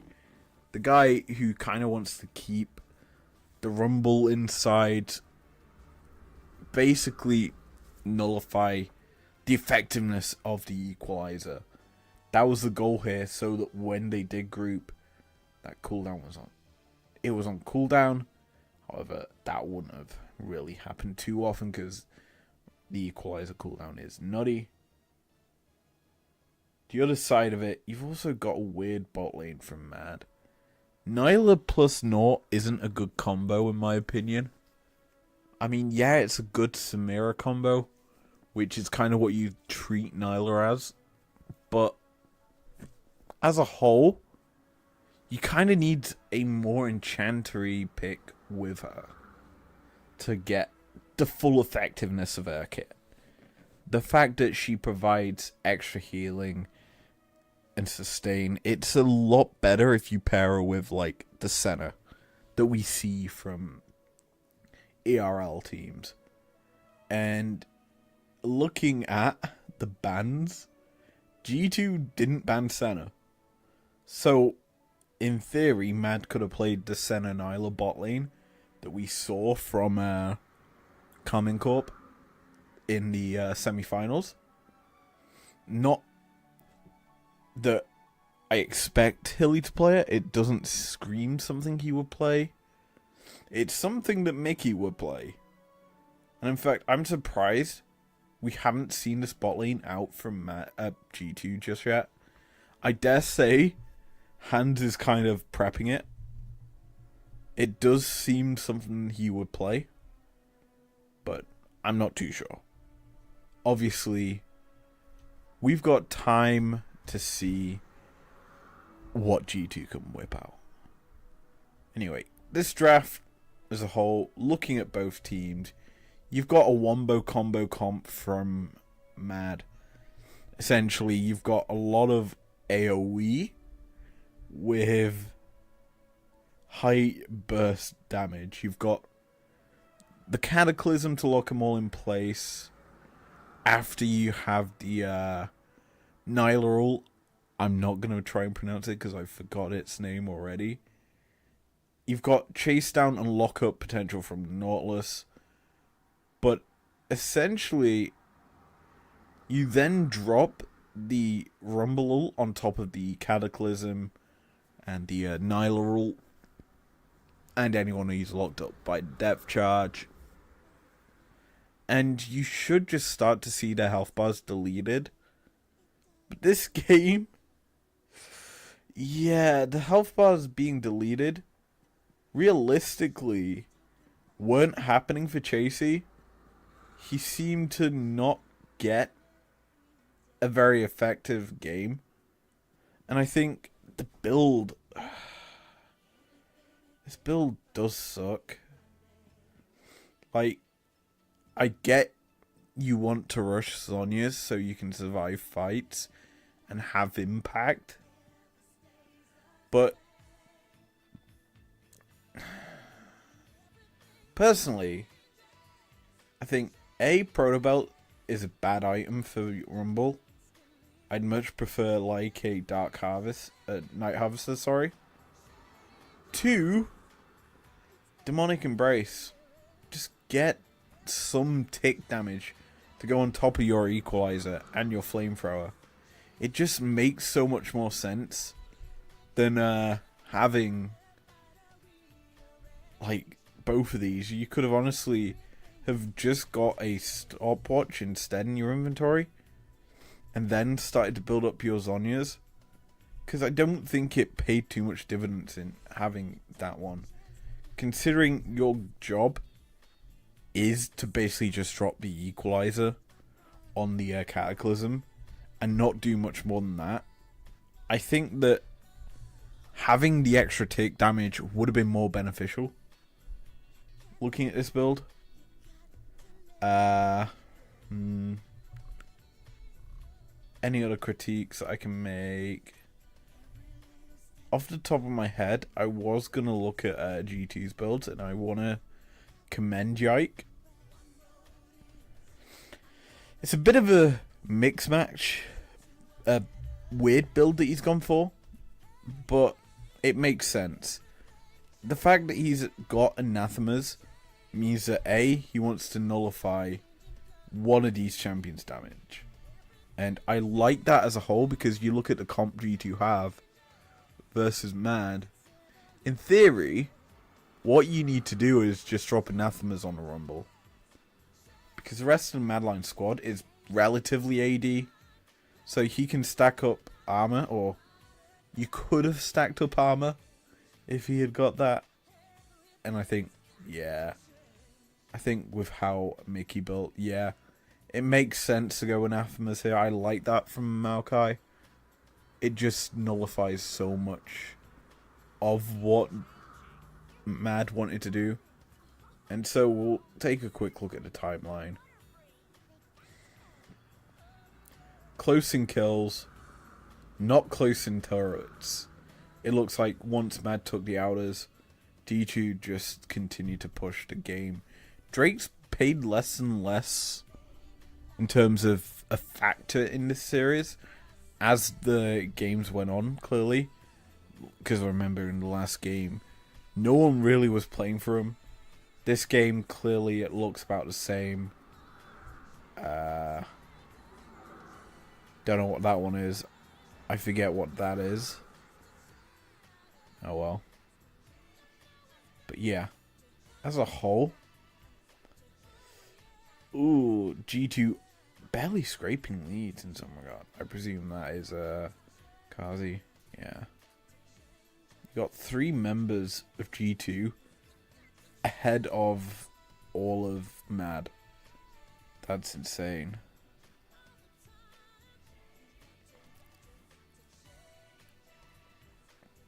Yeah. When you see the red here and see the last kill, or one kill in 5 minutes for one team, and then a big blowout fight, and then just Mad kind of weren't allowed to play the game, it looks like. I believe this was a Baron steal. Yeah, it looks like it. As a whole, G2 just seemed better in this game, in this series. But it is what it is. I kind of expected it, honestly. But yeah, that's going to be it for today. I finally get to go to bed. And actually do have a bit of time to myself. I've literally got home, started streaming, had a bit of food. And yeah, I'm naked. The cycle home is a painful one. So I'm going to end it out here. Thank you very much for joining me. If you've enjoyed it, leave a like down below. Subscribe if you're new and if you want to. I'll see you guys tomorrow for your second dosage of LEC VOD reviewing. Hopefully, I am less of a sleepy boy. I will see you